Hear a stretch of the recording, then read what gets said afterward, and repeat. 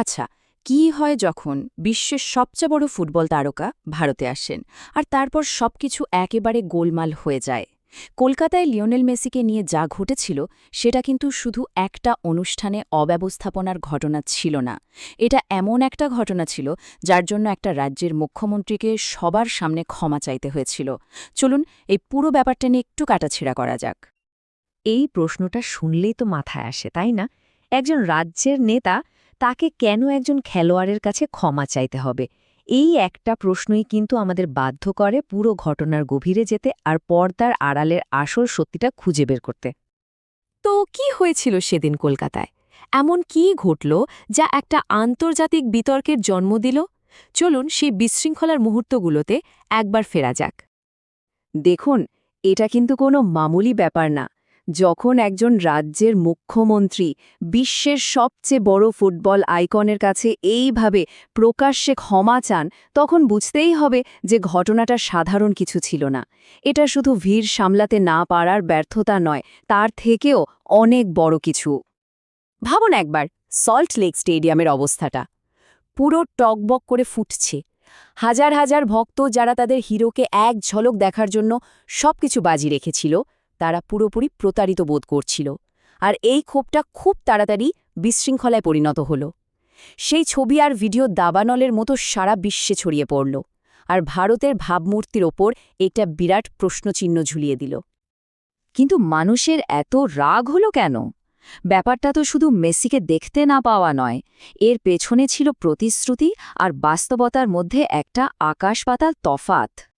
শুধু একবার কল্পনা করুন, আপনি আপনার আইডলকে দেখার স্বপ্ন নিয়ে এসেছেন, কিন্তু বাস্তবে দেখলেন যে রাজনীতিবিদ আর ভিআইপিরা আপনার হিরোকে ঘিরে ধরে ছবি তুলছে, আর আপনাকে দূর থেকে শুধু হতাশায় নিয়েই ফিরে যেতে হচ্ছে। এই ধাক্কাটা, এই প্রতারণার অনুভূতিটা অনেকেই মেনে নিতে পারেনি।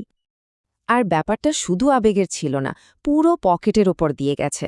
ভক্তরা টিকিটের জন্য 12,000 টাকা পর্যন্ত খরচ করেছিলেন।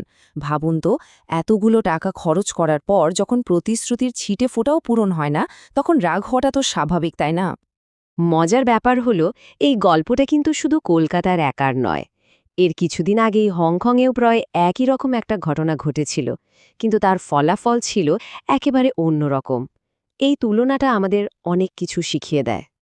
হ্যাঁ, হংকংয়েও মেসি একটা ম্যাচে খেলেননি, আর তা নিয়ে ভক্তদের মধ্যে প্রচণ্ড হতাশা তৈরি হয়েছিল। মানে সেখানেও প্রতিশ্রুতি আর বাস্তবতার মধ্যে একটা বড় ফারাক ছিল, কিন্তু মানুষের প্রতিক্রিয়া ছিল একদম আলাদা। এইখানেই কিন্তু আসল পার্থক্যটা চোখে পড়ে। হংকংয়ে মানুষের রাগ, তাদের ক্ষোভ প্রকাশ পেয়েছিল মূলত সোশ্যাল মিডিয়ায়, মানে কিবোর্ডে। কিন্তু কলকাতায় সেই ক্ষোভ প্রকাশ পেল সরকারি সম্পত্তি ভাঙচুর আর বিশৃঙ্খলার মাধ্যমে। এই তফাতটাই আমাদের নিজেদের সমাজ নিয়ে কিছু গভীর প্রশ্ন করতে বাধ্য করে। এই যে একটা ঘটনা ঘটে গেল, এর রেশ কিন্তু সহজে মেটার নয়। ভারতের ভাবমূর্তির ওপর এর একটা গভীর আর দীর্ঘস্থায়ী ছাপ পড়তে পারে। যখন এই ধরনের ছবি সারা বিশ্ব ছড়িয়ে পড়ে, তখন তা ভারতের এক উদীয়মান বিশ্বশক্তি হওয়ার যে আকাঙ্ক্ষা, তার ঠিক উল্টো একটা ছবি তৈরি করে। এটা ভবিষ্যতে বড় আন্তর্জাতিক অনুষ্ঠান আয়োজন করার ক্ষমতার ওপরেও একটা বড় প্রশ্ন তুলে দেয়। আসলে এই পুরো ঘটনাটা আমাদের আয়নার সামনে দাঁড় করিয়ে দেয়।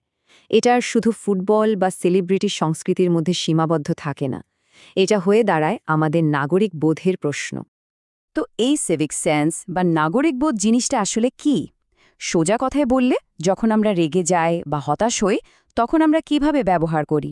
আমরা কি আইন আর জনশৃঙ্খলার প্রতি সম্মান দেখাই, নাকি আমরা সবকিছু ধ্বংস করতে উদ্যত হই? আমরা হয়তো ট্রিলিয়ন ডলারের অর্থনীতি হতে চলেছি, কিন্তু তাতে লাভ কি যদি বিশ্ব আমাদের এখনও এমন একটা দেশ হিসেবে দেখে যেখানে নাগরিকরা জনশৃঙ্খলার সম্মান করে না? দিনের শেষে একটা দেশের সম্মান শুধু তার জিডিপি দিয়ে তৈরি হয় না, তার নাগরিকদের আচরণ দিয়েও তৈরি হয়। তাহলে শেষ পর্যন্ত প্রশ্নটা এটাই দাঁড়ায়, আমরা বিশ্বের সামনে ভারতের কোন ছবিটা তুলে ধরতে চাই? একটা ক্রমবর্ধমান অর্থনীতির ছবি, নাকি একটা পরিণত এবং দায়িত্বশীল সমাজের ছবি?